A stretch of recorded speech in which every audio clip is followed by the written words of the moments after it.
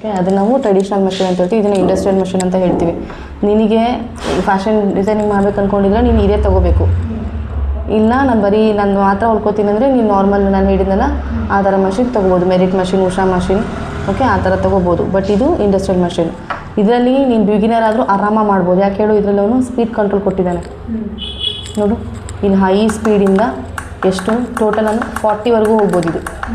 Okay, ನೀನು beginner ಆದರೆ ಏನು ಮಾಡ್ಬೋದು, ನೀನು ಫುಲ್ಲು ಕಮ್ಮಿಯಿಂದ ಒಂದೊಂದೇ ಸ್ಟಿಚ್ ಆರಾಮ ಮಾಡ್ಕೊಂಡು ಹೋಗ್ಬೋದು. ಬಿಗಿನರ್ ಆದರೂ ಮಾಡ್ಬೋದು ಈ ಮಷೀನಲ್ಲಿ. ಅದರಲ್ಲಿ ಪೆಡ್ಲಿಂಗ್ ಸಿಸ್ಟಮ್ ಇರುತ್ತೆ ಆ್ಯಂಡ್ ಅದರಲ್ಲಿ ಮೋಟ್ರ್ ಕೂಡ ಹಾಕೋಬೋದು. ಬಟ್ ಅದರಲ್ಲಿ ನಾವು ಮ್ಯಾನ್ಯುವಲಿ ಕಂಟ್ರೋಲ್ ಮಾಡಬೇಕು. ಇದು ಮಷಿನ್ ಕಂಟ್ರೋಲ್ ಮಾಡೋಕ್ಕೆ ಕೊಟ್ಟಿದ್ದಾನೆ ಇದರಲ್ಲಿ.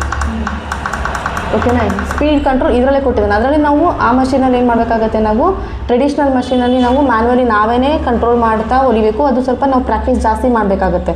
ಇದು ನಾವು ಟೆನ್ಷನ್ ಅಂತ ಕರಿತೀವಿ, ಇದು ಫೂಟ್ ಅಂತಲೂ ಕರಿತೀವಿ, ಟೆನ್ಷನ್ ಅಂತಲೂ ಕರಿತೀವಿ. ನೋಡಿ ಇದು ಇಲ್ಲಿ ನಮಗೆ ಲೆಗ್ ಹತ್ರನೂ ಒಂದು ಆಪ್ಷನ್ ಕೊಟ್ಟಿರ್ತಾನೆ, ಇಲ್ಲೂ ಕೊಟ್ಟಿರ್ತಾನೆ. ಓಕೆನಾ, ಬಟ್ ನಾವು ಇದನ್ನ ಸ್ಟಿಚ್ ಮಾಡಬೇಕಾದ್ರೆ ನಾವು ಇಲ್ಲೇ ಮಾಡ್ಕೋಬೇಕು.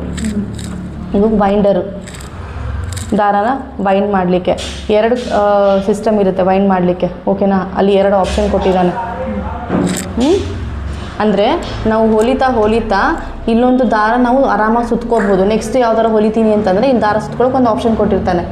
ನಾವು ಫಸ್ಟ್ ದಾರ ಇದರಲ್ಲಿ ಸುತ್ಕೊಳ್ತೀವಿ. This is the winder. ಇದನ್ನು ಲಾಕ್ ಮಾಡಿದ್ರೆ ದಾರ ಅಲ್ಲಿ ಹಾಕಿದ್ರೆ ದಾರ ಸುತ್ಕೊಳ್ಳುತ್ತೆ. ಓಕೆನಾ, ಆ್ಯಂಡ್ ಇದನ್ನು ಯೂಸ್ ಮಾಡಬೇಕಾದ್ರೆ ನಾವು ಇನ್ನೊಂದು ದಾರನ ಆರಾಮಾಗಿ ಇದರಲ್ಲಿ ಸುತ್ಕೋತಾ ಇರ್ಬೋದು. ಸೊ ಅದೊಂದು ಸಿಸ್ಟಮ್ ಕೊಟ್ಟಿದ್ದಾನೆ ಇದರಲ್ಲಿ. ಇದು ಸ್ಟಿಚ್ ಲೆಂತ್ ಅಡ್ಜಸ್ಟರ್. ಓಕೆ, ಇದನ್ನು ಪ್ರೆಸ್ ಮಾಡಬೇಕು. ಬಟ್ ಇದನ್ನು ಪ್ರೆಸ್ ಮಾಡಿಬಿಟ್ಟು ನಾವು ಲೆಂತ್ ಅಡ್ಜಸ್ಟ್ ಮಾಡ್ಕೋಬೋದು. 0, 1, 2, 3, 4, 5 ಈ ಥರ. ಅಂದರೆ ಸ್ಮಾಲ್ ಸ್ಟಿಚಸ್ಸಿಂದ ನಾವು ನಾರ್ಮಲಾಗಿ ಎಷ್ಟು ಇಟ್ಕೋತೀವಿ, ಇಲ್ಲಿಂದ 2ರಿಂದ 3 ಈ ಮಧ್ಯದಲ್ಲಿ ಇಟ್ಕೋತೀವಿ.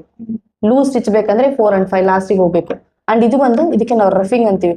ರಫಿಂಗ್ ಅಂದರೆ ಸ್ಟಿಚ್ಚು ಒಂದ್ಸಲ ಹಿಂದೆ ಹೋಗಿ ಮುಂದೆ ಬರುತ್ತೆ, ಲಾಕ್ ಆಗುತ್ತೆ. ಸ್ಟಿಚ್ ಡಬಲ್ ಸ್ಟಿಚ್ ಬರುತ್ತೆ. ಅಲ್ಲಿ ಲಾಕ್ ಮಾಡಲಿಕ್ಕೆ ನಾವು ಇದನ್ನ ರಫಿಂಗ್ ಅಂತ ಹೇಳ್ತೀವಿ.